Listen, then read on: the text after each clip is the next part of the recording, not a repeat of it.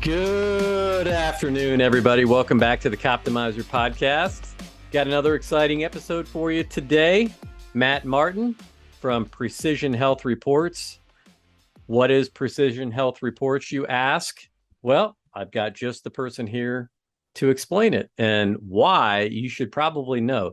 If you're a police officer, by the end of this podcast, you're going to want to know more about Precision Health Reports and what it can do for you. Because I can say, I know what it's done for me, and we'll talk about that in the show. But without further ado, Matt, welcome to the show. Hey, thanks for having me. This is exciting opportunity to talk to this community. All right. So Precision Health Reports, what is it? Yeah, for sure. In short, we help find risk for cardiometabolic disease early and more completely than ever before, and give you the actions to avoid those diseases. Very, very, very heavy burden that our population in general faces with cardiovascular disease, diabetes, and metabolic syndrome, and unfortunately, more so in the law enforcement community. Yeah, I was just getting ready to make. You almost don't even like to joke about it, but I was going to say, well, there's no reason for cops to want anything to do with Precision Health Reports, because if you've watched any cop show, you know that we're all super fit. We're all expert martial artists, crack shots. Yeah, I digress. Oh, same thing. As I was an Army officer for 9 years. The same thing in the military. We're all super fit. We're all healthy. We all take care of ourselves, eat right, sleep well. So we have the same high quality of health day to day based on what you see on TV. So I get it. Well, the reality is that police officers are a very unhealthy population, which is not good. And we like to make the jokes. I know society likes to make the jokes about the cops and the donuts, and every once in a while there are some pretty funny memes out there. There's some pretty good cops and donut jokes, but all those aside, the reality is there is an underlying issue there in what, and of course anything that's funny, right, generally has a certain undercurrent of truth to it. And the reason why the cop and donut jokes are kind of funny is because there are a lot of overweight, obese police officers, and the data will show us that 60% of police officers are overweight or obese, and of that, a significant portion of that, upwards to 20%, are morbidly obese. And what this is leading to is very early onset of cardiovascular disease and an increased risk compared to the general population in early morbidity and early mortality, which is not good, right? Number one killer of police officers is not gunfire. Right? Prior to COVID, it was heart attacks and heart disease, and now COVID may have supplanted it, at least temporarily, for the last couple of years. But we also know now that COVID, for a large portion of the population, generally runs some pretty similar risk factors in the policing population, which was why a lot of us that have been in the health and wellness space for policing for a while were extremely concerned when we started to see what the risk factors were for COVID. So yeah. With all that being said, kind of circling back, the reason why some of those jokes are funny is because we see it. The reason why it's not funny is because there are risk factors that are very specific to public safety that lead to increased risk of becoming overweight. And a lot of that main driver for that is insulin resistance. Insulin resistance is a byproduct of lack of exercise, poor nutrition, poor sleep, poor stress management, all the things that we need to do well. So how does Precision Health Reports, maybe let's just start right from there. So how does a PHR report help a police officer identify what their risks are? Yeah, sure. So we really our reports put context around the vague, the terms that we've heard but don't always understand: metabolic syndrome, diabetes, cardiovascular disease. Those are terms we've all heard in varying degrees of specificity. But what we do is we integrate the individual's relevant clinical history with the best biomarkers to predict disease, align those with the various guidelines that are based on large, long-term clinical trials that identify individual risk for disease, and then produce that into a report that allows the individual, whether it's a person, whether it's an officer, whether it's a health practitioner, to review that report and say, okay, here's what I need to do to reduce my risk for disease. Here's where I am. Here's where I need to be. And then over time, as you come back for follow-up assessments, you're able to see the impact of interventions you made, whether those interventions are dietary, lifestyle, or medical interventions, to see, is what I'm doing making a difference in my risk? And if it is, fantastic, keep doing it. And seeing it on paper is very motivating. Or if what I'm doing is not quite working, am I not doing it correctly, or is there something else underlying that needs to be, kind of pulled out of there to see what's causing this disease progression? Again, that the relationship you made there, that it's all very tied in with insulin resistance is absolutely true. Insulin resistance leads to metabolic syndrome. Only about 88% of Americans in general have at least one factor of metabolic syndrome, and about 50% of us have at least two or more factors. So we're generally a metabolically unhealthy population that starts with insulin resistance. And metabolic syndrome, as it progresses, as you said, with insulin resistance, weight gain, adipose tissue, fat around the organs, those things lead to progression towards type 2 diabetes. Type 2 diabetes, about 34 million Americans are diagnosed with diabetes. Another 88 million are pre-diabetic, and most of those pre-diabetics don't even know they're pre-diabetic. They haven't been exposed to the conversation around, hey, you're not just a little unhealthy, you're progressing to really unhealthy. And diabetes is one of the highest risk factors for cardiovascular disease events as you progress, into combining diabetes with other cardiovascular risk factors you may have. Cardiovascular disease, as you may well know, is the number one leading cause of death across the population in general. So, and all those things together run in that common soup of insulin resistance tying it together. So the earlier we can identify and act upon those risk factors, the better we're able to extend health span and lifespan and quality of life for people and officers in particular. So, there's a lot of factors that play into why someone might become insulin resistant. And I know I'm not a doctor. I did not stay at a Holiday Inn last night. I've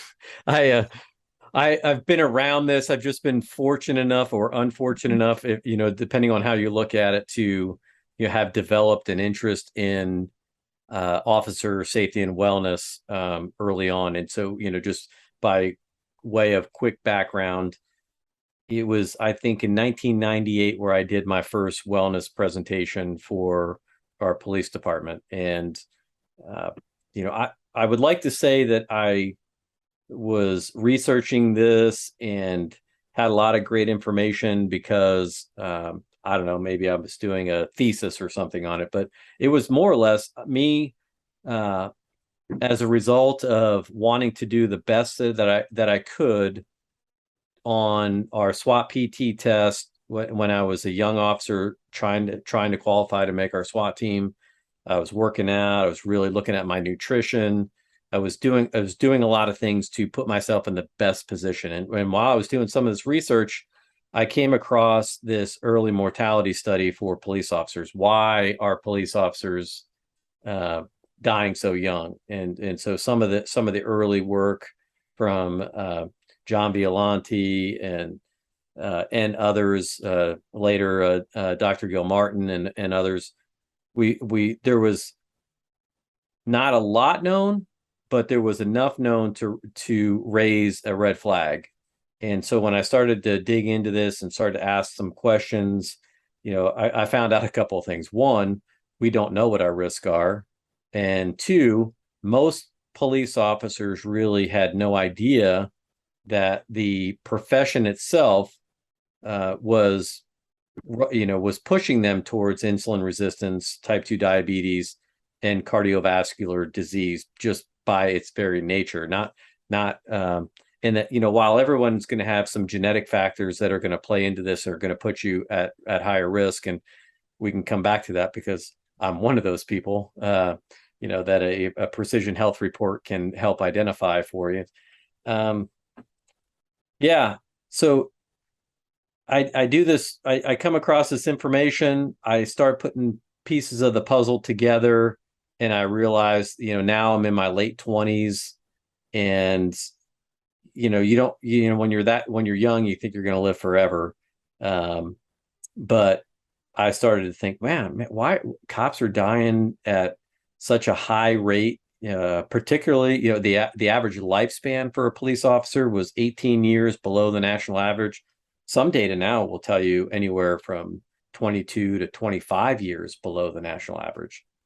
That's freaking scary, right? If you're like, man, if the average male lives to the age of 73, I'm not great at math, but I was like 63, 53, like that's retire and die. Yeah.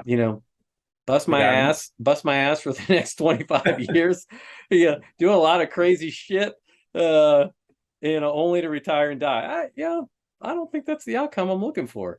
Yeah, that's a pretty high cost, and that stems from high periods of very high stress. Unfortunately, because of scheduling, sleep habits get disrupted. Eating habits get disrupted.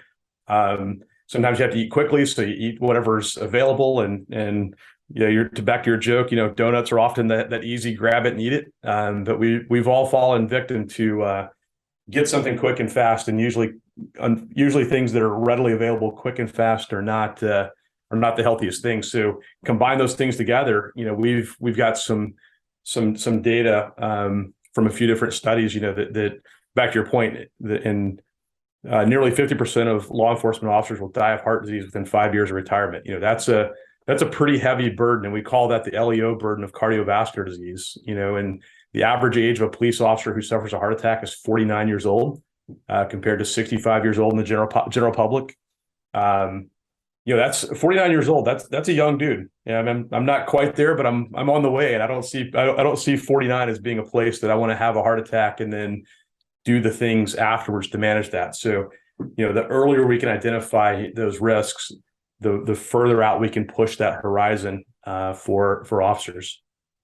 So I'm going to go backwards before I go forward, because I think it's a story worth telling. So one of the reasons I came across some of this data too is I'm a young officer, and I'm working midnights, and I'm still within my first couple years, so I can't believe I'm getting paid to do this job. I love it. I'm single. I don't have any kids. I'm working nights. My shift was a midnight shift, which was either 11 p.m. to 7 a.m. or midnight to 8 a.m. And I had like Monday night off and Tuesday night off. So, and I loved it because I wanted to work Friday night and Saturday night. That's when all the action was. It's a lot different nowadays. It's busy every night. Times have changed a lot. The size of our agency literally doubled over the last 20 years. Very, very busy. But so you were signing up for the risk factors, signing up for disrupted sleep, signing up for the high stress events. You were like checking the boxes as you were going. Yeah, absolutely. I was seeking it out, and because I thought like, well, I work out, and this is good. So here's an interesting part, right? So I'll go back to, as I'm trying to maximize my opportunities to make the SWAT team, I go out and I'm exercising, right? I'm like everybody else, right? Monday, Wednesday, Friday, chest and tries. Tuesday, Thursday, back and buys. Wednesday, I might do legs. But legs are hard, so might skip a leg day. But I also, for me, it's when I got off in the morning at 7 a.m. We had a beautiful trail right along a riverfront. I used to run a lot. I would go for a run after I got off work, anywhere from 5, 8, sometimes up to 10 miles. And then I would go home. I would eat breakfast. I would get up at about, I go to bed about 9, get up around 5 or 6, go to the gym, and lift, and then come home, eat dinner, hang out, watch TV, do whatever, and then go to work, and then rinse and repeat. But when I'm trying to figure out, okay, what's the best way to eat to maximize my potential? So I read this book, and I want to say, I don't want to quote it directly, but something called the Power Diet, and it was designed for marathon runners, because back in the mid 90s and late 90s, right? Marathon runners were the epitome of fitness, right? Triathletes and marathon runners. If you want to ask someone, what does a fit person look like? You look right at them and you say that it's them. So I'm like, all right, they know what they're doing. So I'll just buy one of their books and read. So I read this formula. It says 60% of my calories should come from carbohydrates, 25% from fat, and 15% from protein. And I'm like, all right, I can do that. So I look and see what it says.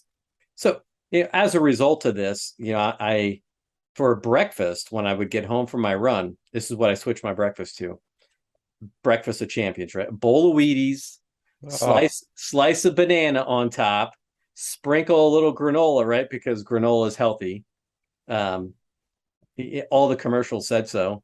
And then I would throw some skim milk on there. You can't put that fat milk on there. You got to put a little skim milk on there. And I would eat that. And, I'm not going to lie, that tastes good. It was good stuff. So the problem is I would get to bed around 9, and almost immediately within a week, I was consistently waking up at about noon, just ravaged, just hungry as can be. And I'm like, oh my gosh, and now I got to go back to sleep, but I can't go back to sleep because I'm starving. So then I got to get up and go eat a snack. And then that's making me mad because now I feel like I'm not disciplined because I can't follow the program, but I got to sleep. So now I'm getting tired. I'm getting frustrated. Uh, and it starts to impact my run times, and my run times start getting slower. I'm not lifting like it's just my whole energy system tanks. So right around the corner from me, we had a Barnes and Noble bookstore, and inside of Barnes and Noble bookstores was the first Starbucks store that opened in our county.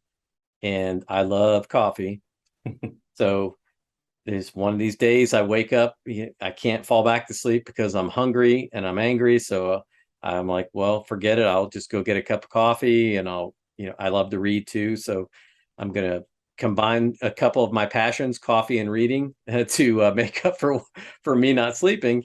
And I go to the bookstore and I'm browsing the bookstore, and on the end cap, I pick up this book.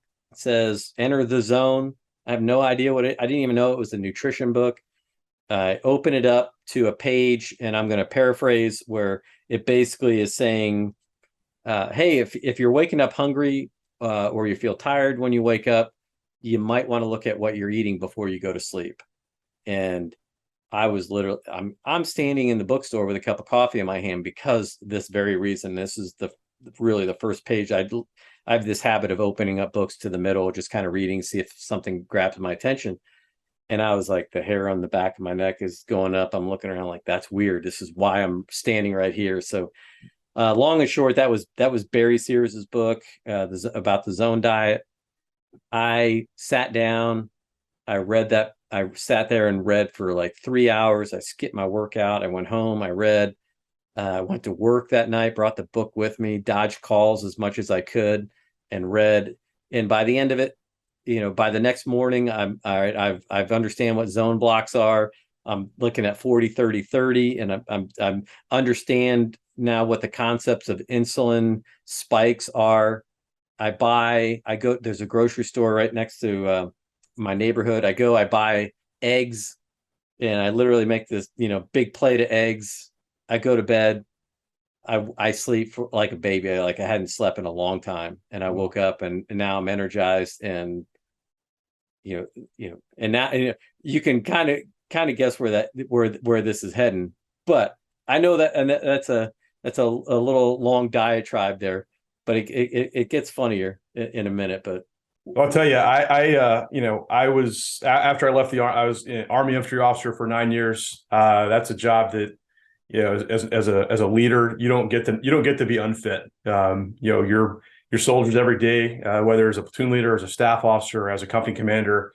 It's my last job. They're always looking to you, and you didn't have to be the fastest or the strongest, but by God, you needed to be in the upper echelons the best you could to command respect of your soldiers. And so that was great. And then after leaving that profession, I spent 11 years at a fast growing startup in my 30s.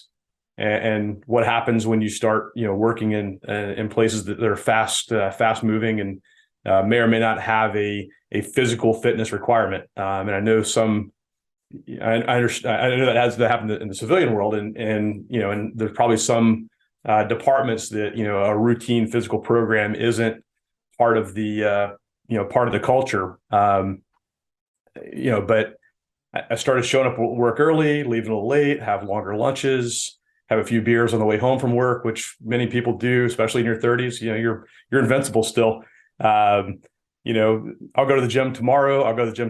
11 years later, I hadn't gone to the gym tomorrow, and realized I was kind of took a look in the mirror. I'm 5'9", and 5'9", 240 pounds is not the right weight for somebody who's 5'9". So I was an undiagnosed pre-diabetic at the time. I was not taking care of myself. I was doing similar things. I was like, I'm doing fine.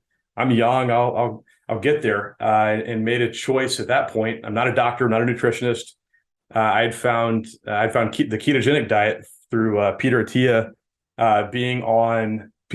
and Dom D'Agostino being on a Tim Ferriss podcast, and generally got it and learned a little bit about fasting, learned a little bit about higher fat diets, more protein, really low carbs. So I spent about 10 months on less than 20 grams of carbs a day.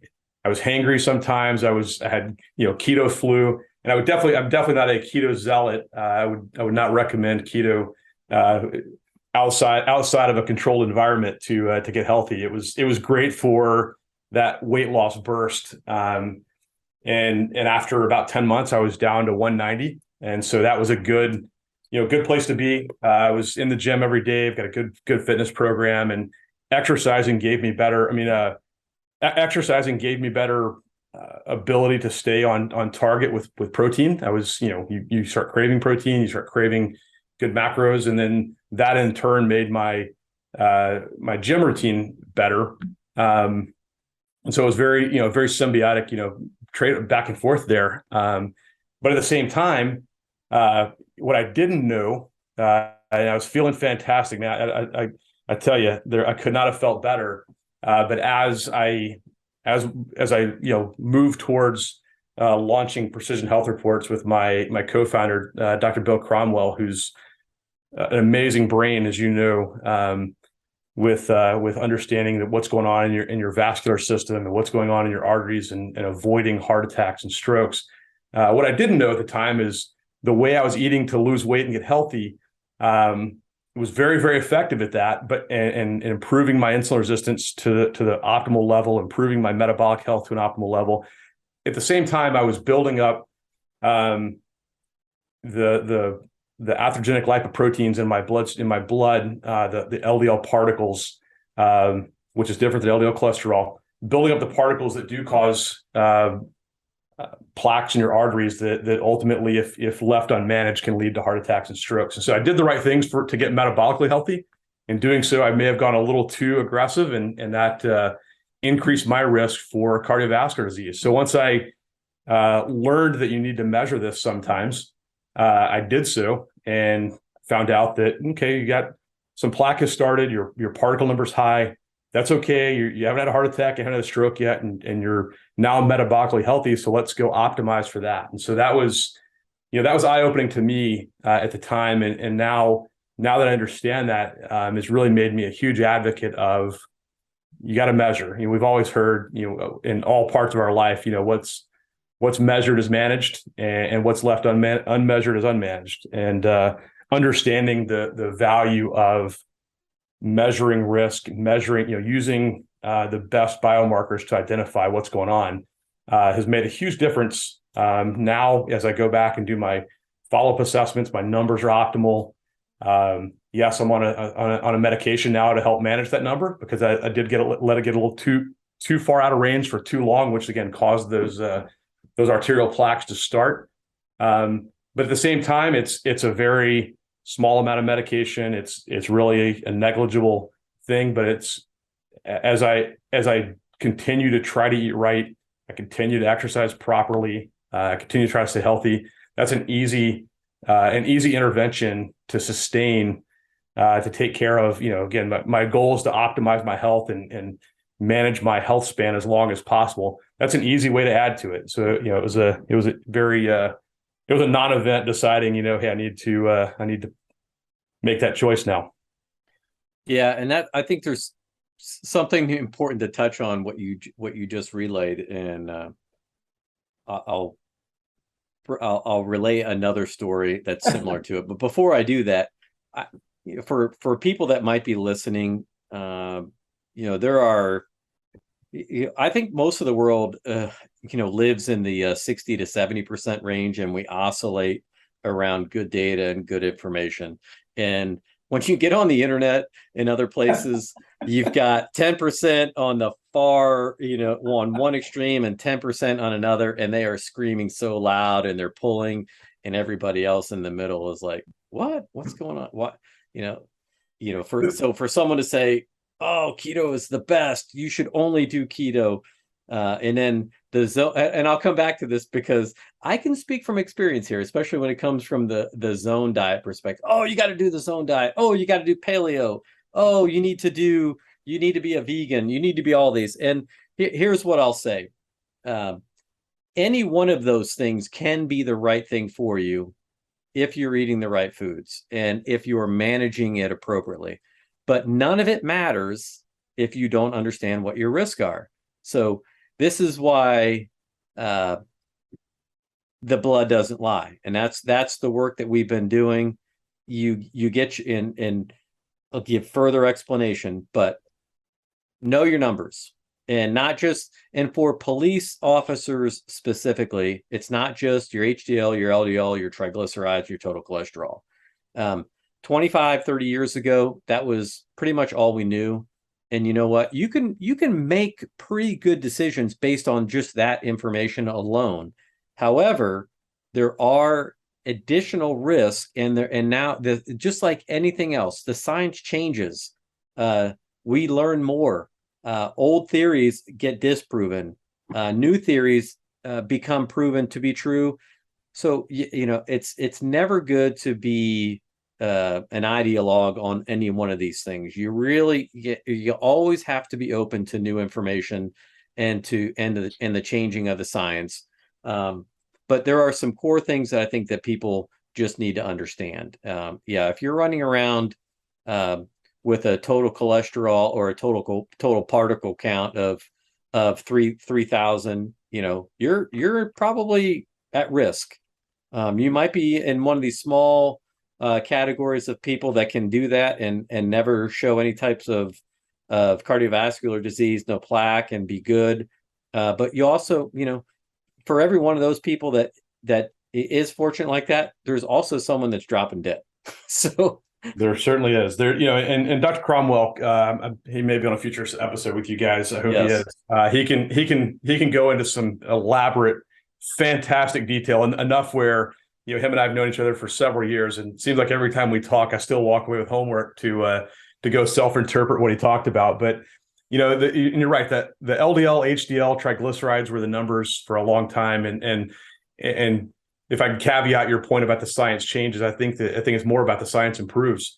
Yes. And that's what's happened. Yes. And LDL cholesterol, and again, he can go into fantastic detail about the discordance between the cholesterol and the particles. And the cholesterol is a neutral thing, but it's measured oftentimes in a clinical setting. It's measured as an analog for particles, because particles are harder to measure, because you do have to send the blood off to have that measurement made. And so if you're looking for what's really causing disease in the arteries, you're looking for not LDL cholesterol. You're looking for what's called LDLP, which is the LDL particle number, or ApoB. There are two different ways to measure, and what those are measuring, and what LDL cholesterol is used as a surrogate for is what are those particles that create plaque in the arteries. And so there's really two things that happen.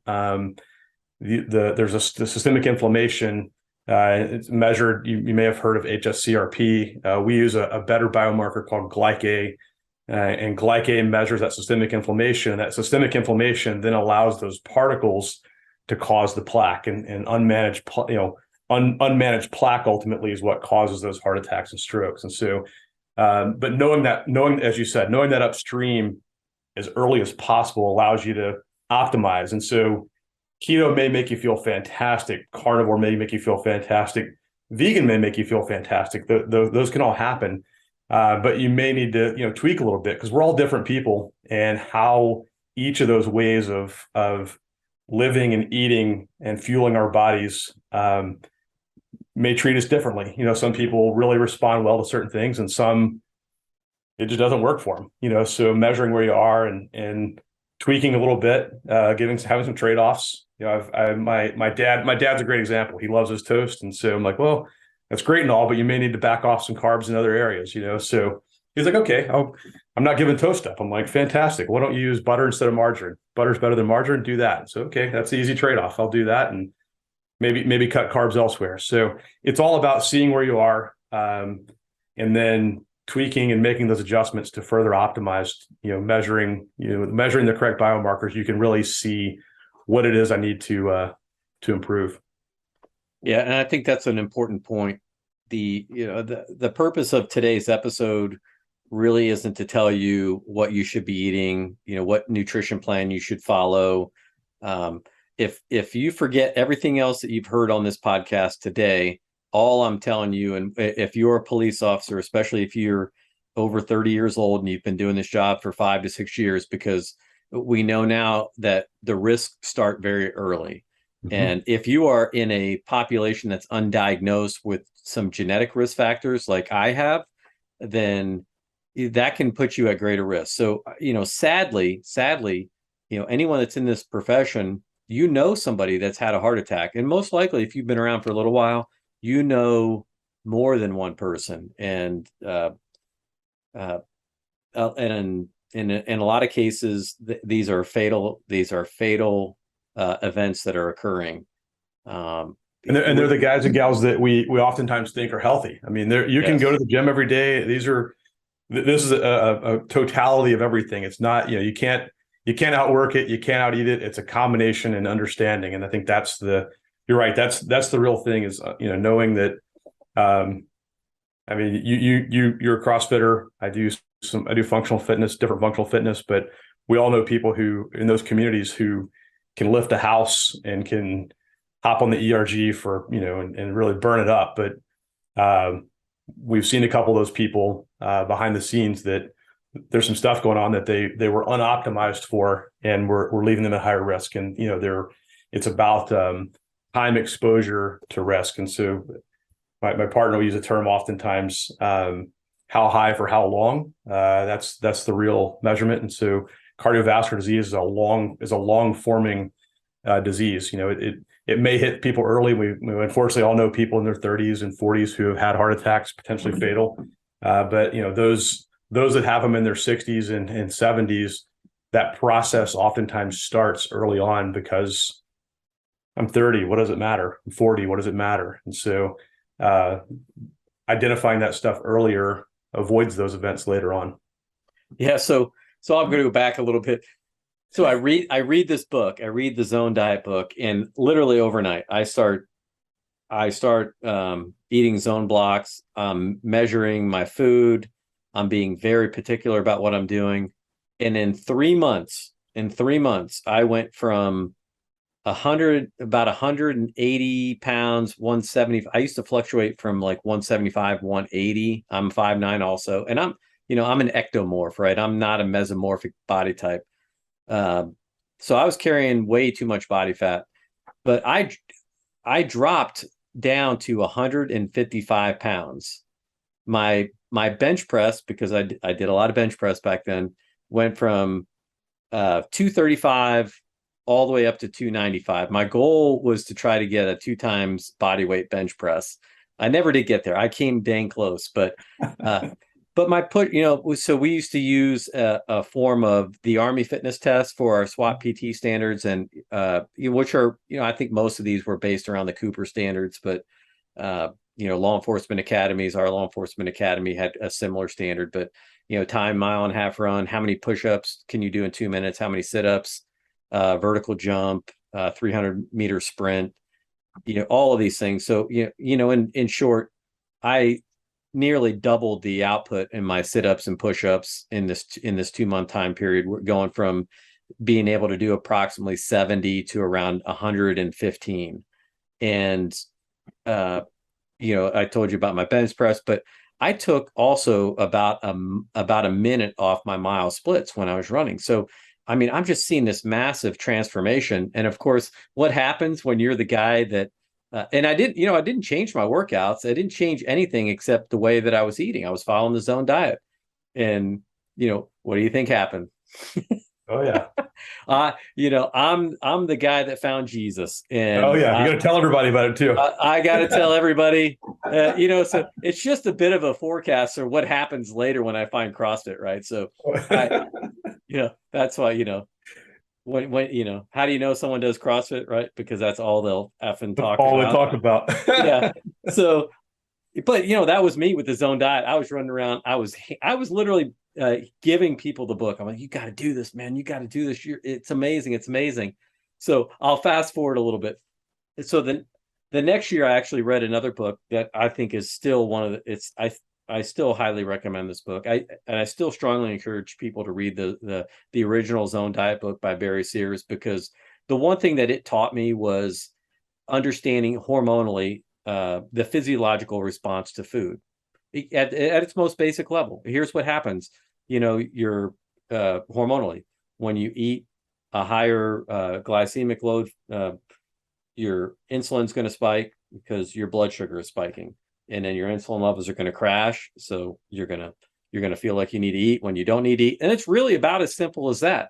And if that's kind of what if I could, simplify it for people, that's it. Control your blood sugar. And if you can do that, you'll be amazed about how fast and how effectively you can not only just lose weight, but improve your performance. So for me, it wasn't about losing weight. For me, I was trying to improve my performance. Losing weight was just a byproduct of increased performance. And when I saw my performance increase, I was also like working midnights, and I started sleeping better. I felt better. I just had a lot more energy. And so when these kind of things happen, hey, I'm a sharer. I'm going to share with you.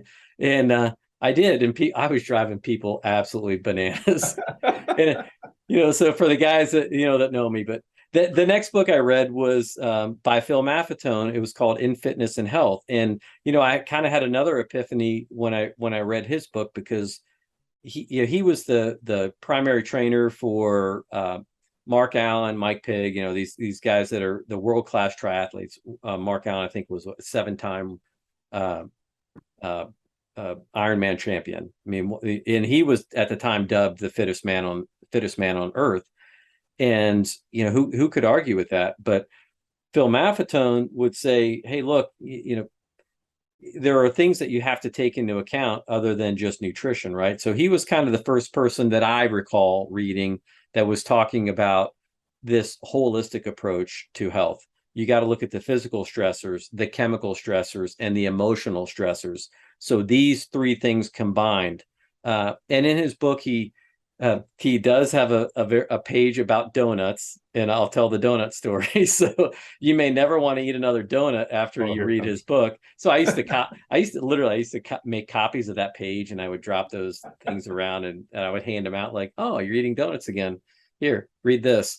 Uh, and But with the physical, chemical, emotional stressors, and he talks in his book, he was also the first person that talked about adrenal stress.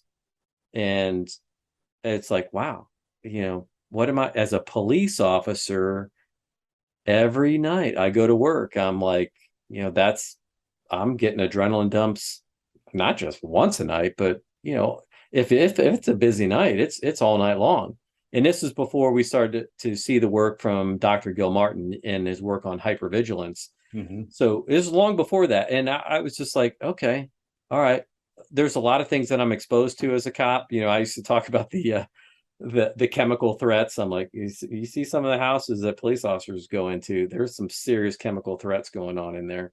Um, I digress. There's some other stories there that I won't share on the podcast, but yeah, but it's like you direct traffic a lot. You're standing out, and you're going into houses that are on fire, and just breathing all kinds of crap, and you understand why firemen have higher rates of cancer. It's because of all these carcinogens that they're getting, the at risk, the exposure that they have.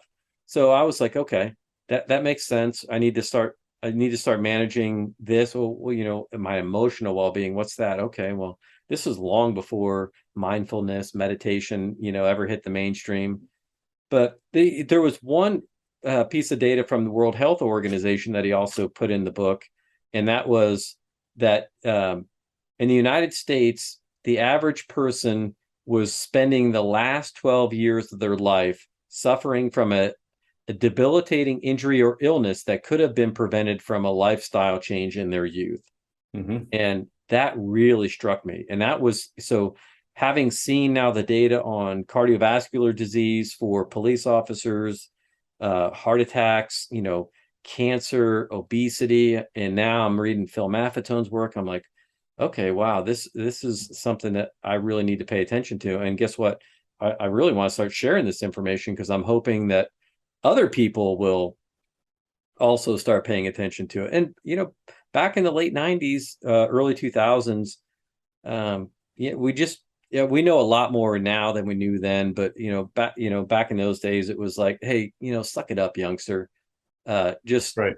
go to work, do your job, or we're all going to die someday anyway. So You can sleep better when you're dead. We've all, yeah, yeah, exactly. yeah. Yeah. And it's like, well, that may be true. And you know what? I might get shot tonight. I might get hit by a bus. There are calculated risks that I'm willing to take, but I just thought, all right, well, maybe there are some things that I can do. So, but that transitions into the next story where we get this new guy. So now, fast forward, I'm been on the SWAT team for years.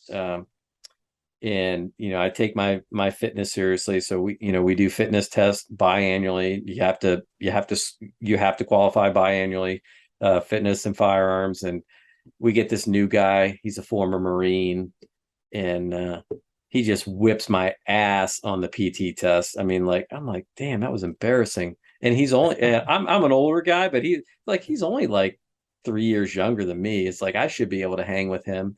And then the next time around, he whips my ass again.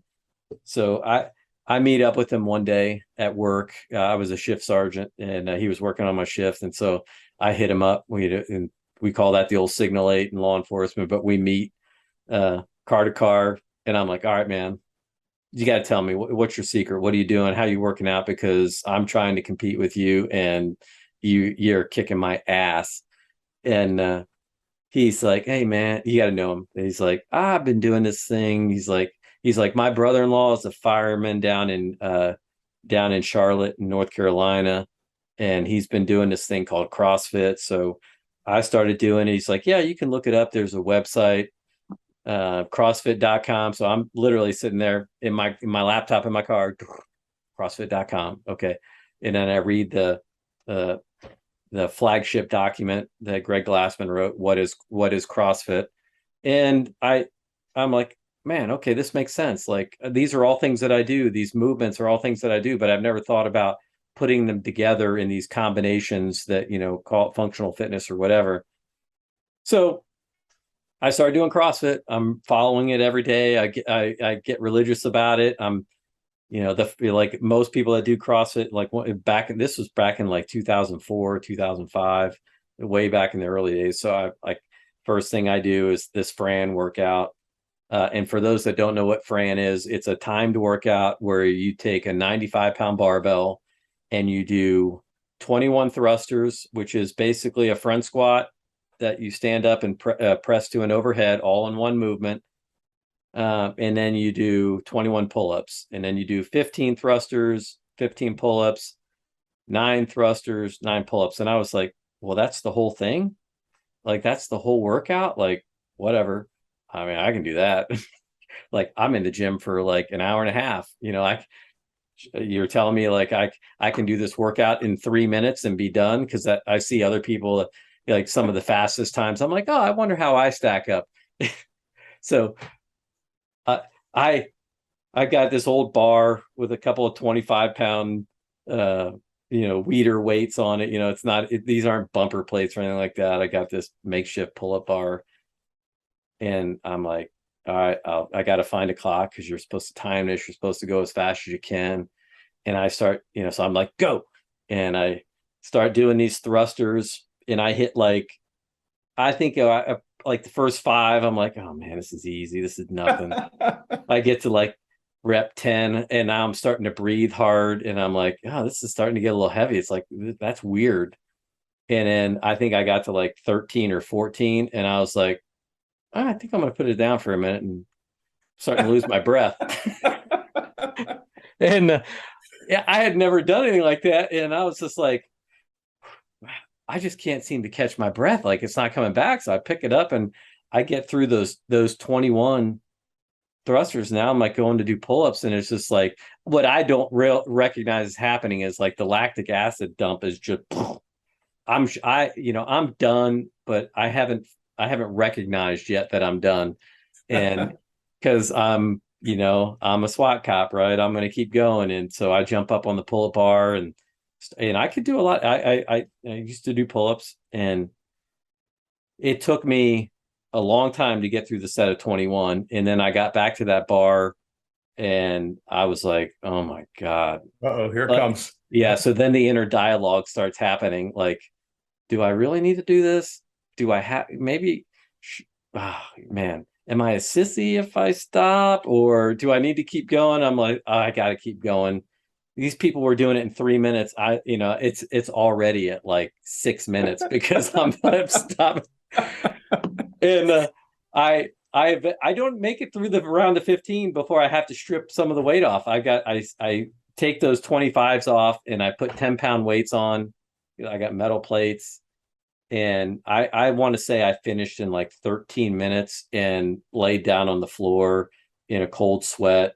Like, I'm like, oh my God, what has happened to me? And it's a long way of saying, yeah, that was my introduction to CrossFit. Fast forward to 2008, I go from Indiana over to Rogue Fitness in Ohio. I go through the CrossFit Level 1 seminar. This is way back in the, when CrossFit is, these Level 1 seminars. I booked this thing and way in advance.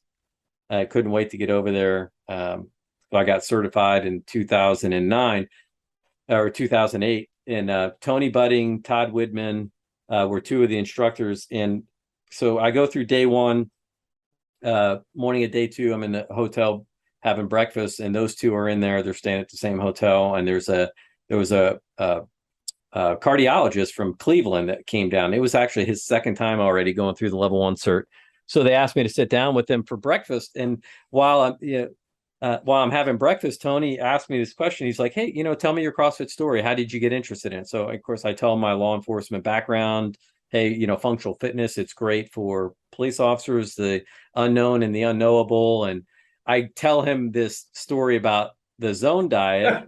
and about, I didn't realize in the early days that Greg Glassman was tied into.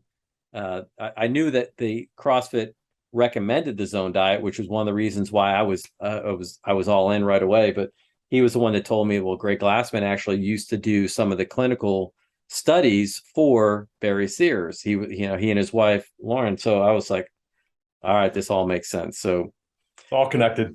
yeah, I know I'm blabbering a little bit here, but it's a funny story in that now not only am I telling everybody to do the zone diet, now I'm also telling them you gotta go. So you gotta go CrossFit. Do Fran, and you'll find God for a minute, and then you'll get healthy after that. I'm with you. And I think that's the you hit it though from my perspective, having been pretty healthy, then having been pretty unhealthy, and then finding health again in my 40s. It's find what's fun also, and you find that event, and I can tell listening to you tell the story here that you enjoy how that felt as miserable as it felt during that first Fran during at rep 11, and then look at the pull-up bar and we've all been there, but I'm with you. It's finding what works. And again, as I've gone through our program, as I found a functional fitness program I like. I mean, every morning I crave that 7 a.m. hour because I know, number one, it's blocked on my calendar.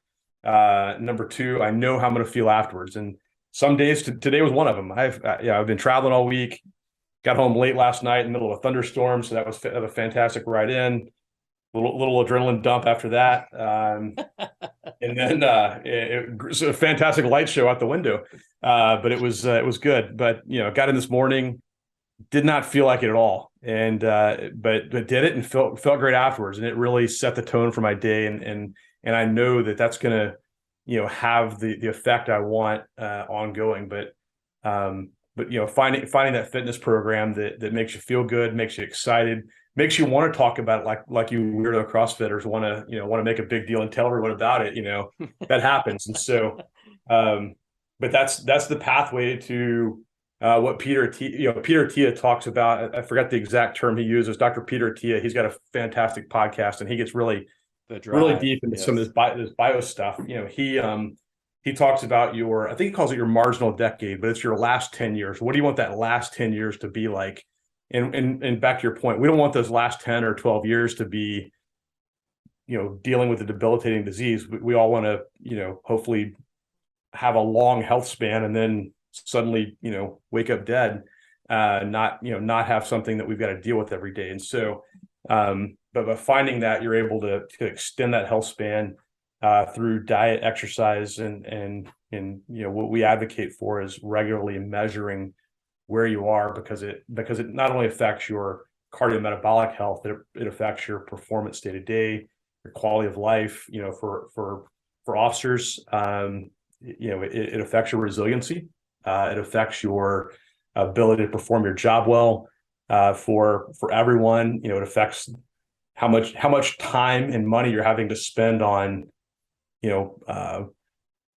acute and long-term medical care. If you're able to manage your quality of life through preventative, checking in every once in a while, and then manage it through a good diet and exercise program, the cost of your healthcare drastically goes down. I'd rather spend what I spend for my gym membership than spend that on seeing doctors regularly and having to go to the pharmacy and have things filled too often. So I'm gonna make a tie-in, because I know we want to try to keep these episodes at around an hour, and I've blabbered a lot in this hour. But it's good blabbering. But here's why I do this, right? I think what I want people to know is why I'm so passionate about wellness in law enforcement. And I came to wellness from the physical fitness side of the house, like from a performance perspective. That's what was really driving me. And what I ultimately realized is that you have to have balance. There has to be controls in all aspects of this. If you are emotionally dysregulated, it's going to impact your physical performance. If your physical performance is subpar because you're overweight, you're not exercising, it's going to impact your ability to emotionally regulate. It's going to impact your sleep. All of these things interact and interface with each other. So, Greg Glassman had one of the best expressions. I still to this day, I say it's a great analogy. If you're and he says, imagine yourself in a rowboat in the middle of a lake and you see your destination on shore. He's like, if you're the person that wants to exercise all the time so you can eat whatever you want, he's like, put one oar in the water and start rowing. And if you're the person, conversely, if you're the person that hates to exercise and feels like you shouldn't have to exercise, so I'm just going to eat really clean, whatever that means, right? I'm just going to eat well. Well, put the other oar in the water. Pull this one in and put the other one in and see where you're going to go. And so, I think when you visualize that in your mind, you realize that, hey, all I'm doing is spinning in circles. I might make some progress, but it's not going to be towards my specific goal or destination. So in life, if you want to reach that goal and that destination, you have to begin with the end in mind. That's the bottom line. You got to get both our oars in the water.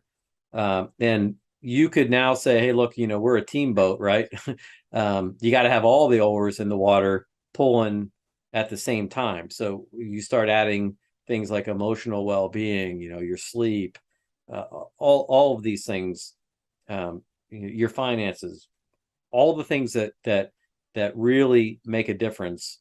You have to do it. There's no other way around it. And if you don't, it's not a matter of if, it's a matter of when things are going to start to break down. And for police officers, that really tends to be in that 8 to 12 year mark.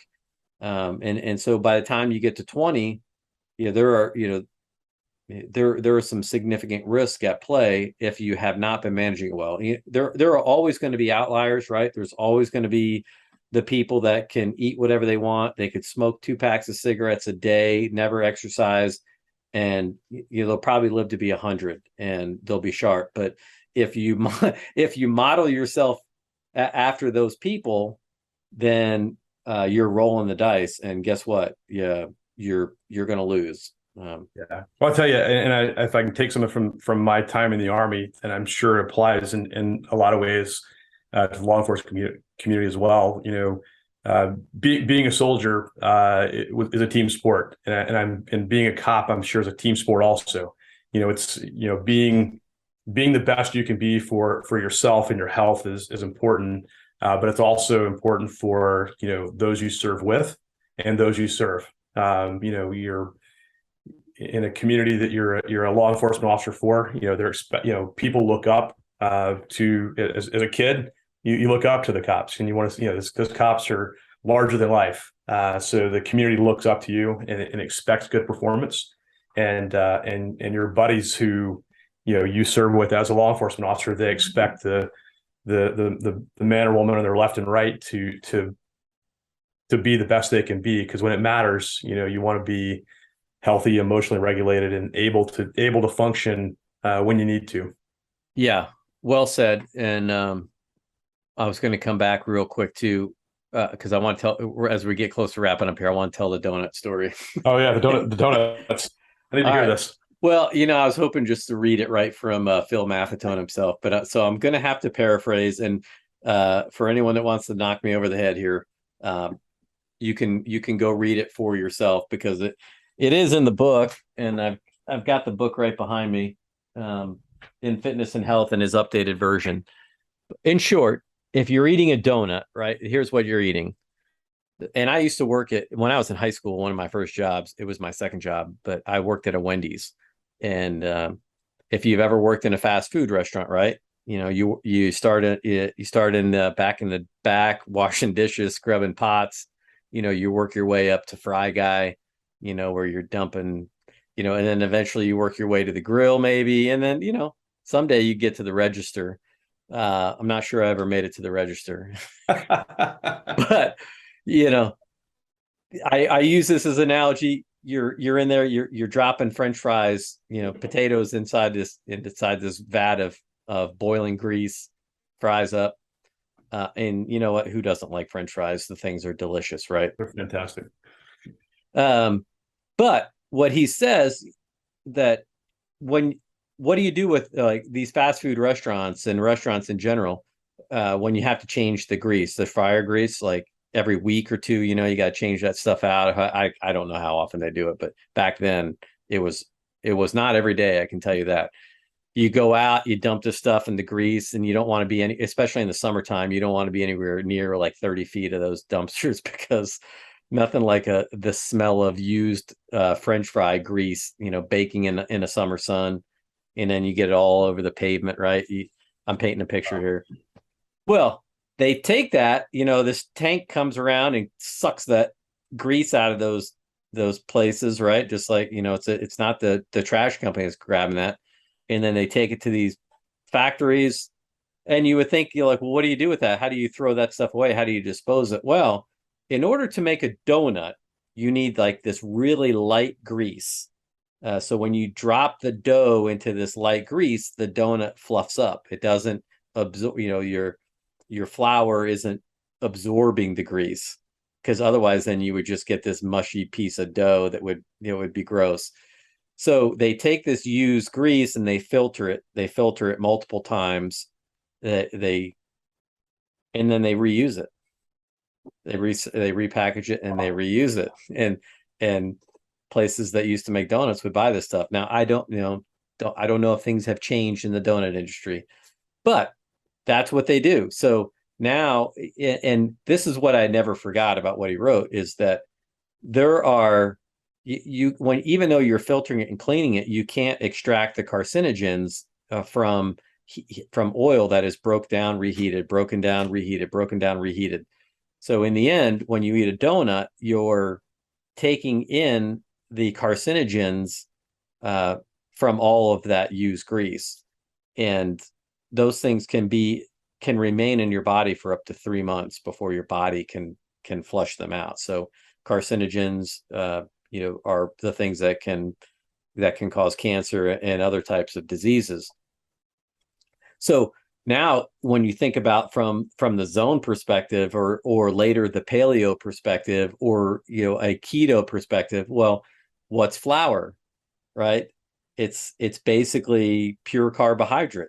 So you're going to get an insulin spike almost immediately, and you're going to get an insulin spike from the flour faster than you're going to get from the sugar that's actually dumped on top of, or the chocolate or the cream that's ever stuffed in your donut. So or all the above. Yeah, all the and and so people are like, Flanley, quit telling me this, man. You're ruining it. Like, and so I'm trying to ruin it. Come on. That's why I post those the donut bandit at night, putting up these flyers around the PD.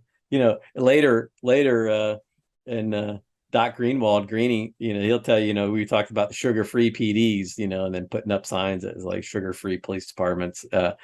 Anyway, I digress. You're gonna be attacked by the big donut lobby. The big donuts coming after you. So we're getting canceled by that. Yeah, it's coming. I still go to donut shops, but it's to buy coffee. Dunkin' Donuts has got some damn good coffee. I'm sure. They do. Wear the fake mustache when you go in. Yeah. So anyway, now that I've ruined donuts for everybody, there's a lot of other things that I could probably ruin for people, but I don't want to do that today. I maybe in closing, we can start to wrap this up a little bit, but in all seriousness, the lessons that I was picking up over my career, I feel very fortunate that I've had a lot of really, really smart people that have given me really good information, and I've gotten it at a good time, and at a time where I could take advantage of it. Because for me, like the 7 lines of data that you're looking at in a precision health report, you mentioned HbA1c, your glyc, ApoB, your particle count, these things that we're testing. The one thing we haven't mentioned is another genetic risk factor. It's called lipase small a, and that is a one of it's your LDL cholesterol that has a little extra nodule on it. It's a genetic trait. It's in about 15% of the population. And you mentioned the Drive podcast by Peter Attia, Dr. Peter Attia. He has a couple of fantastic episodes on lipase small a, and those were within the last year.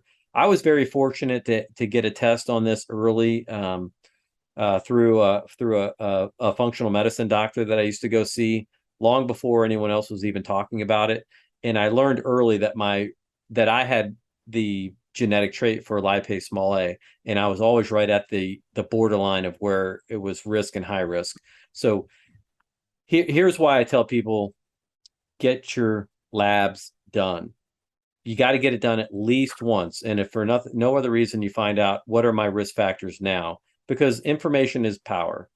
Just like, and for police leaders out there that may be listening to this podcast, we can talk about community policing. We can talk about data-driven policing, CompStat, whatever you want to talk about. I love numbers. I'm a numbers person. Data helps me make decisions, right? How do I utilize my resources to the maximum effect? You got to know what your numbers are in order to be able to do that. Otherwise, you're just flying blind. You're making decisions based off of what somebody told you, what you think or feel, and sometimes you're right, but sometimes you're wrong. So the more data you have, the more information you have, the more informed a decision you can make about what you're going to do moving forward. Get your labs done. Get off, find, claw, scratch, whatever you need to do. The price for these tests have come way, way down. What used to cost $2,000-$3,000, you can now get done for $250. A lab that's going to give you critical life-saving data. And I use myself as an example because here I am, I'm the SWAT guy that's been telling everybody to do the zone diet, to do CrossFit, do all this stuff. I know I've got this risk factor. At one point, in me and in my old man competitive CrossFit mind, for those that are familiar with CrossFit, I'm never going to be the best CrossFitter, but it never stopped me from trying. And so I've been fortunate enough in age group to be what they call an age group qualifier, right, where you make the top 200 in the world in your age group. So I've cracked the top 200 multiple times. I've close to the top 100, and at one point, maybe the pinnacle of my CrossFit career was at age 50. I qualified for the World Police and Fire Games and went to Los Angeles and competed. All that being said, I started to do a keto for athletes program because I started to do Spartan races, and I got interested in that. I got interested in kind of longevity. So I'm looking now at the future of what's going to work. So I did it I made a couple attempts at it, but in the midst of this, through Greenie, I had met Dr. Cromwell. I had my labs done, and there at one point at about 9 months into my second attempt on this, which I finally got over the hump. I think I was keto adapted. I think things were going well. My time started to bounce back. I felt really good, but I got my labs done because I'm getting my labs done once a year, and I noticed my particle count just shot through the roof, went way up, and that concerned me. But what concerned me even more was my particle count, or my LPA count, in addition to my particle count, went from right around where it used to average around 75 to 100 parts per million, all the way up to 400, which was in the very, very high risk range. So I'll never forget, because we were at the Transform conference in Kentucky, and I bring this up to Dr. Cromwell, and I'm like, hey, so what do you think about this? What do you think about this? And he just kind of looked at me like, the way he does it was not to be an alarmist, but that's interesting. And I'm like, oh man, I'm in deep shit, aren't I? So as a result of that, in all seriousness, as a result of that, we offered this up to our entire agency. It's not mandatory. I didn't make anyone do it. I wanted everybody to do it, but out of close to 200 employees, we had 115 people participate in getting advanced labs done. of those 115 people, we found 85% of them had at least one high risk category that they were not aware of. And we identified several people that had familial hypercholesterolemia, FH, which is a genetic predisposition for elevated levels of LDL, which can increase to, significantly increase your risk for heart attack. So we saved lives just by offering the blood test. And, the irony of it all is that one of the lives through these blood tests that I've saved is most likely my own. So I change my nutrition. I'm watching what's happening to my blood. I see these levels go completely out of whack. I follow up with that, Dr. Cromwell, and so as part of this program, I took even another one of our SWAT officers who is a very fit, very healthy, one of the probably one of the most fit people in our police department, has another risk that's identified, and we go and we get the carotid artery scans done at Dr. Cromwell's suggestion. Both of us find out that we've got formation of plaque, that we're at risk, and now you got to make a decision about what you're going to do. So I'm able to start a profile where I was the guy that was never going to take statins. I was never going to take any drugs. I'm going to do this all on my own. I don't need any help. Right? Does it sound like a typical type A personality? And I realized you're telling my story right there. Come on. Yeah. So yeah. So now it's a risk that I've identified. I was aware of. New changes in my nutrition negatively impacted my risk. It went way high. I made adjustments. I made changes. I've had follow-up tests done.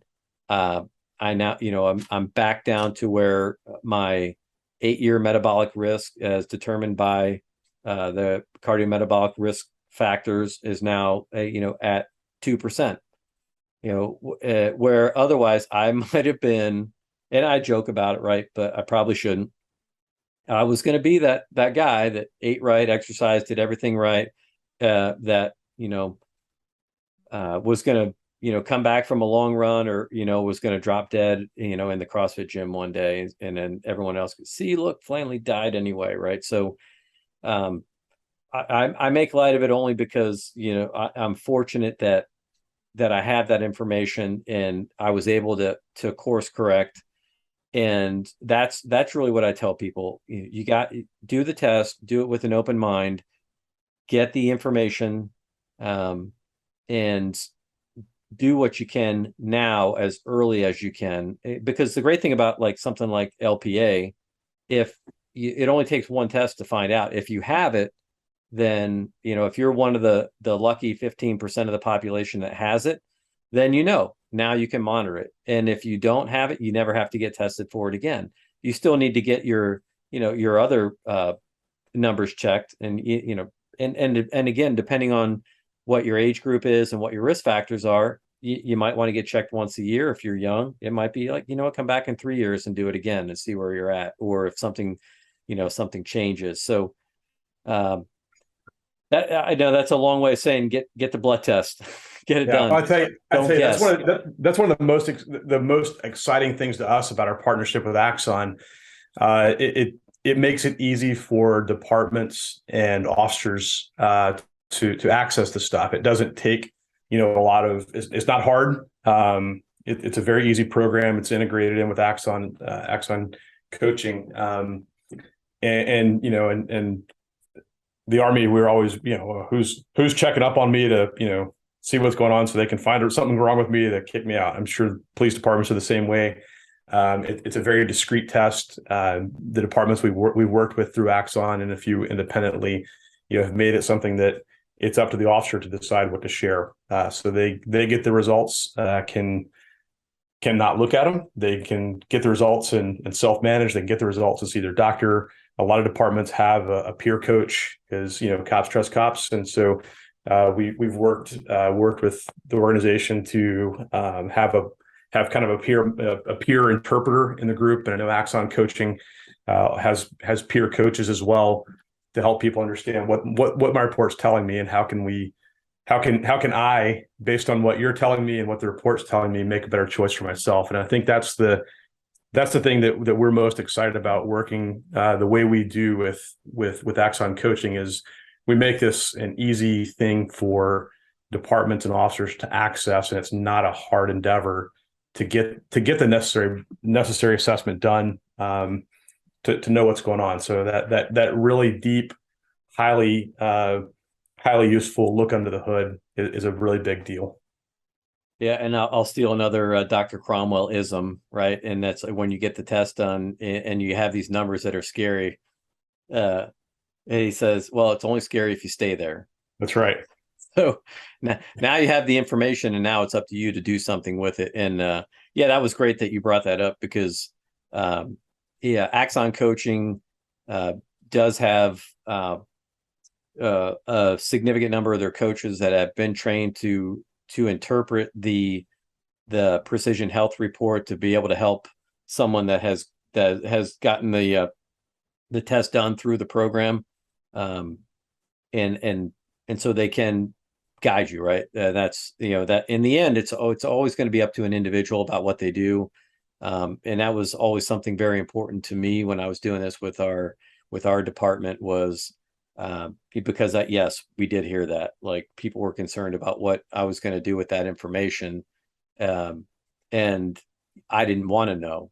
And but what I told people all the time, I was like, if there's something in here that you're concerned about and you need help, I do want to know. I want you to come and ask me, and I'll do what I can. But I'm not a nutritionist. I'm not a doctor.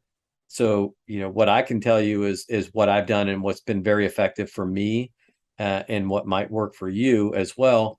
But, in the end, depending on what your risks are, if you're identified as a high risk, the immediate reference is going to be to your primary care physician. And with that report in hand, that, so they can show it to the doctor and the doctor can, make the correct medical assessment about what needs to be done. Because sometimes that people think, well, I'm just going to fix this myself. And if you're young and your risks are low, or you've got moderate risk in an area, then yeah, you can probably do that and be okay. And in the great words of Stu Middleton, owner of Operational Tactics, he teaches a SWAT course, right? It's I'll never forget when he said it's first time. He's like, it's not a problem until it's a problem. And then it's a problem. That's a problem. Then it's a problem. So like, yeah, that makes sense. And it's the same thing. That what I really want people to take away from this is I don't want people to find out that way. It's not a problem until it's a problem. Then it's a problem. That's a heart attack or something worse. A stroke or something. Or I should say a non-fatal heart attack. The worst would be the fatal heart attack where you don't get the opportunity to bounce back from. So, take the time. And the other thing is the way that it works. It's really simple. It's as simple as go into a LabCorp, you schedule an appointment, you're in and out in 10 minutes, literally like 10, 15 minutes. I don't think I've ever spent more than 15 minutes in there because they got your time slot. You go, you're in, you're out. A few days later, you get your report in the mail, and you know what? If you want to share that with someone from your agency, then that's great. But that was something that we did as well. We found the resource to be able to pay for it. For agencies that are looking for creative ways to do that, there's police foundations, there's community foundations, there are oftentimes your health insurance programs and plans, your wellness plans will all include funding for different initiatives to help improve the health of your population. Because again, for the leaders out there listening to this, and for the individuals, quite frankly, for the individual, you just want to be healthy, and you want to be hire healthy, retire healthy, and maximize impact in that time in between.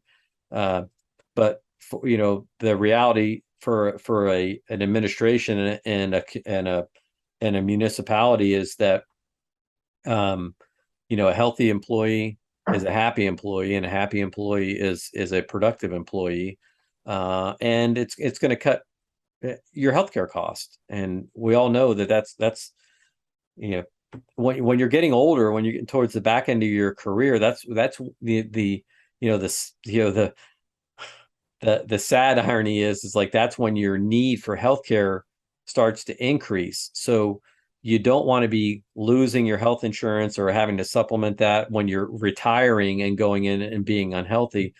That's why you want, it's another, there really should be your individual finance. If you're not concerned about your own health, think about the way it's going to affect your pocketbook, and the financial impact it can have on you as a retiree, especially if you're pre-Medicaid and Medicare age, right? But you're older than you're outside of your employer's health insurance, or maybe as part of it, but not quite to Medicare, where you've got to fund that stuff 100% out of pocket or through a very expensive personal healthcare insurance. So not only that, go back to that stat about nearly 50% of law enforcement officers will die from heart disease within 5 years of retirement. You've been a cop for a long time to earn that retirement.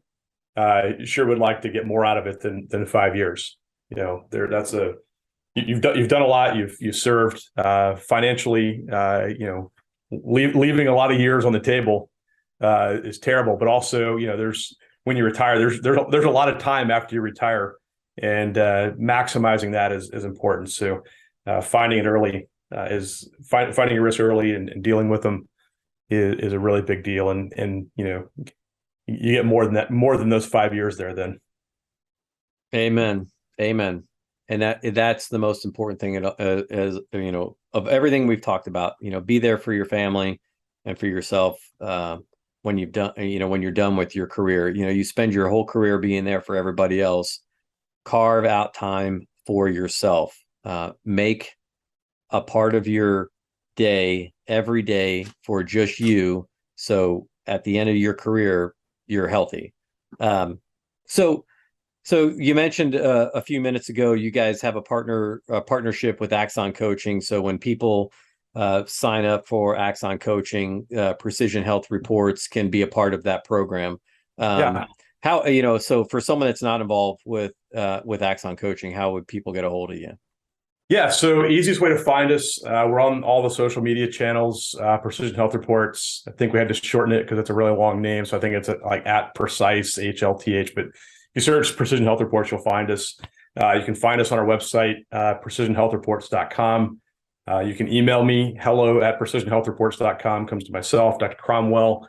Love to talk about what we do. It's something we care about. Again, we've all known people in our lives that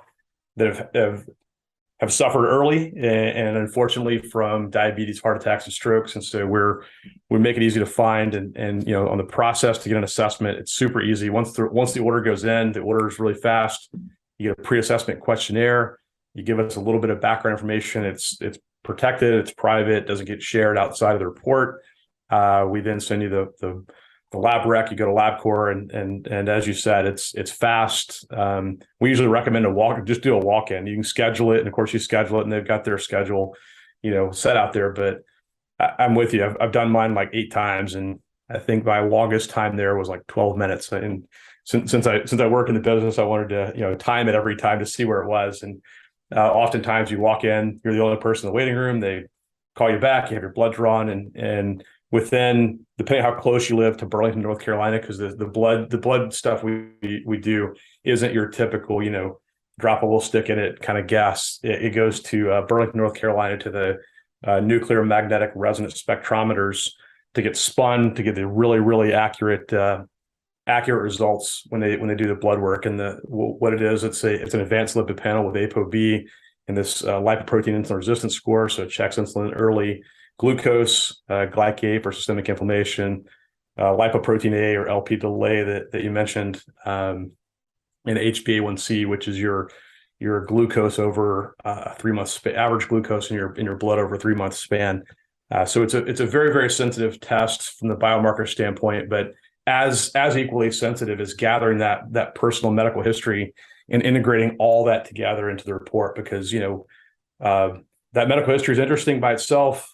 Blood work's interesting by itself, but together, they're greater than the sum of their parts. And so you add that with the long-term clinical trials that inform the guidelines that we use from the various organizations that doctors would like to use, but oftentimes don't have time. So all that stuff together is what makes the report special and makes it about you. So the report, the values are adjusted by age, gender, ethnicity, clinical history, and your biomarker. So all that stuff is efficiently put together and laid out in a way that you're able to make those decisions with what to do with it. But you can find us on our website.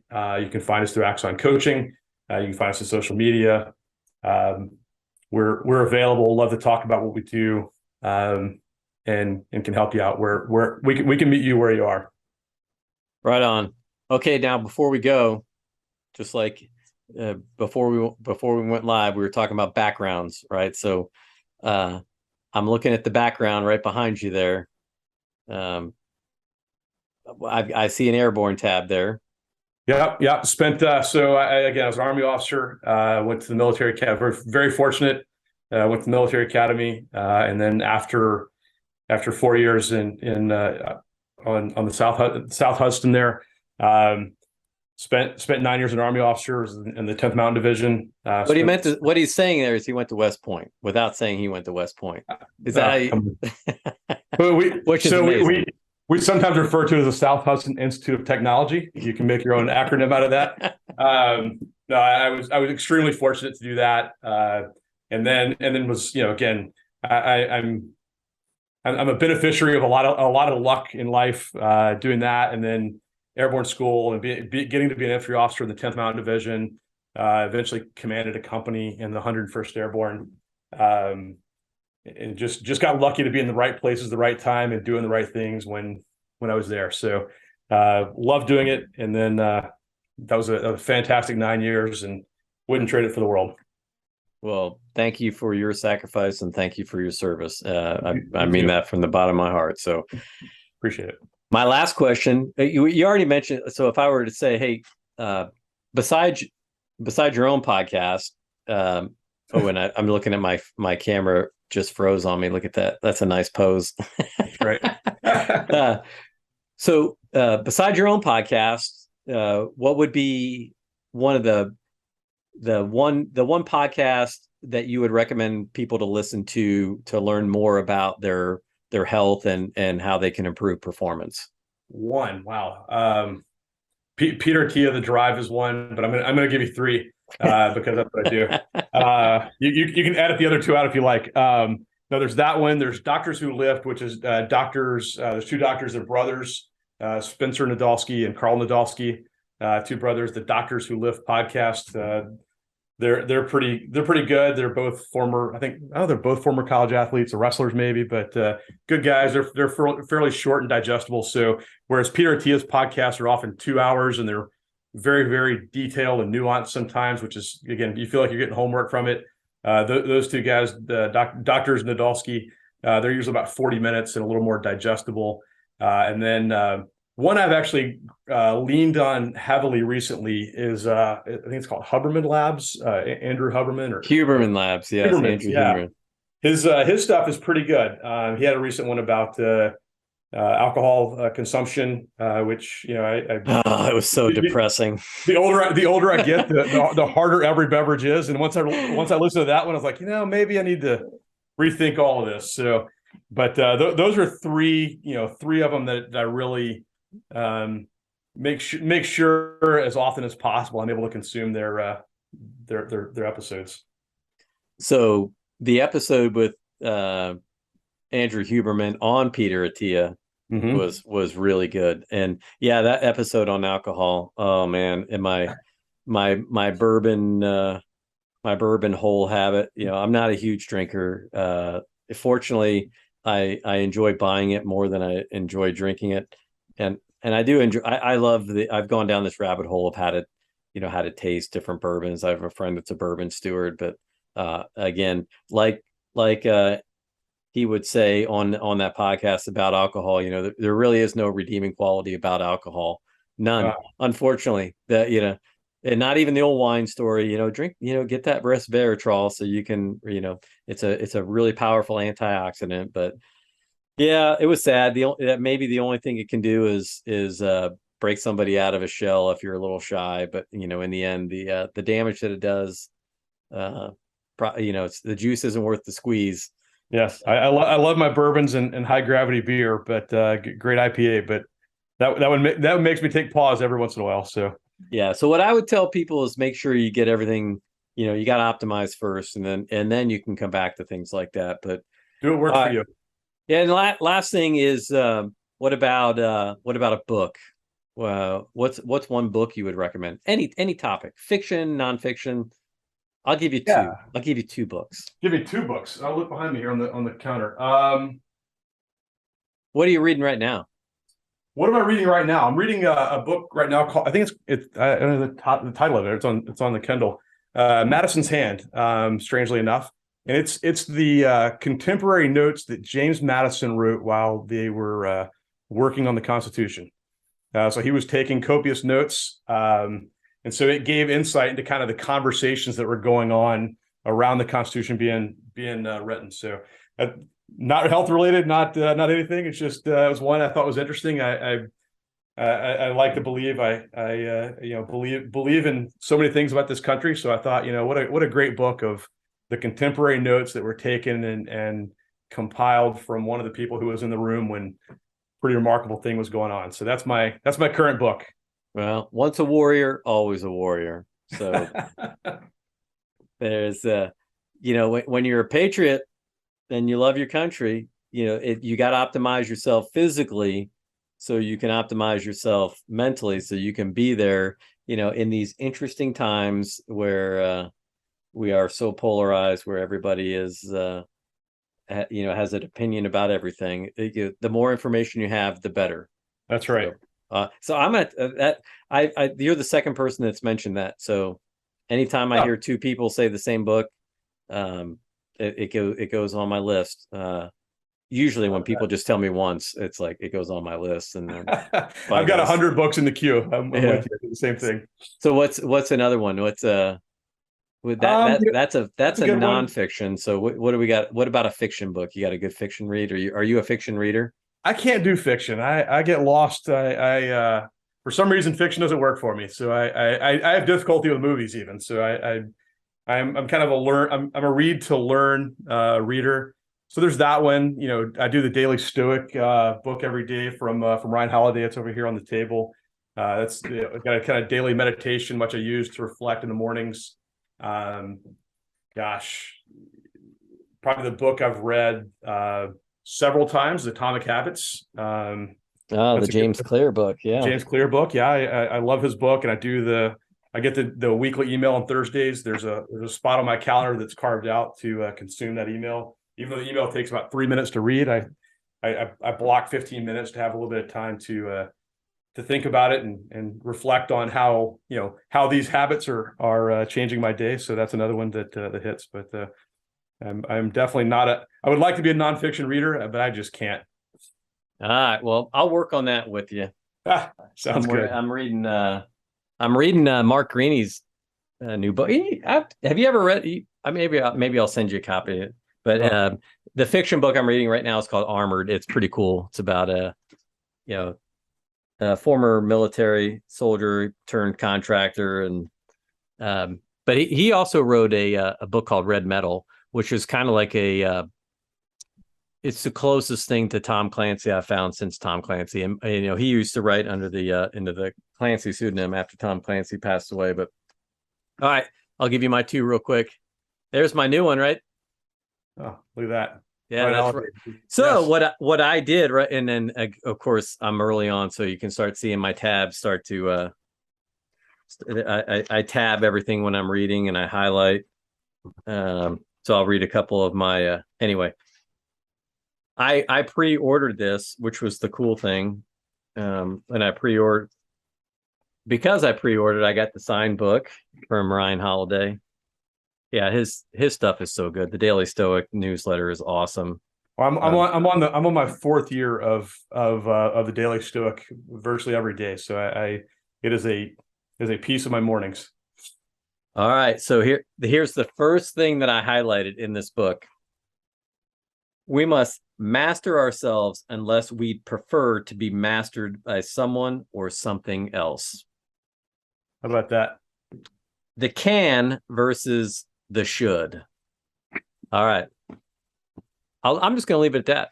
The other one I have here in the queue is the comfort crisis. Comfort crisis. So that's a new one. And I think I've talked to people before about, do hard work, do hard things. Steve Magnus. So yeah, it's not healthy to read like 5 books at once, but I find myself doing that more frequently. And I have learned as I've gotten older that when I was younger, if I bought a book, I read the whole thing, even if it sucked. And I'll never tell you what books suck because I know authors work very, very hard to write books. So I'd never want to publicly discredit somebody or, it's just because, hey, like, it's just like anything else. What works for me may not work for somebody else. And so, there's even in books I don't like, I always get something up. But what I have learned that it's okay sometimes not to read a whole book. Yeah. If you just can't get into it, but you may read it later. Who knows? It's hard for me to, and sometimes I do that. I'll pick them back up and read them later. But Peter Attia podcast, The Drive, very technical. My brain does swell when I listen to that podcast. I do have to take notes, call my friends that are doctors and ask them questions.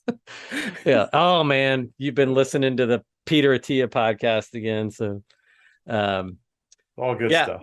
All right. Well, we better. I've rambled enough. Let's leave it at that. We've given some great information. I want to thank you for spending your valuable time with us and sharing the lessons that you've learned from West Point into the private sector and with your company, Precision Health Reports. We'll definitely get Dr. Cromwell on the show. I have to do some serious studying again before we because. Yeah, he's a brainiac, and but you know what? I'm so pleased that you've taken your time, your talents, and your wisdom and your experience. You've partnered with someone like Dr. Cromwell and others to bring to us in society, and particularly for us in law enforcement, the Precision Health Report, because when you're looking to do something meaningful in life, I can't think of anything really more powerful than what you're doing because I can tell you, and I can tell the other police officers and police leaders that are listening to this podcast that these tests do save lives. So do what you can, get the test done. And if you don't get it at Precision Health Reports, get it somewhere, but get it done because you will save lives. And, so thank you for what you've done. And appreciate it. Thanks for having me. This has been very enjoyable. Let's go 1042. That's off shift. I'm out. Going to axoncoaching.com. Check us out and contact us today. Until our next episode, I'm 1042.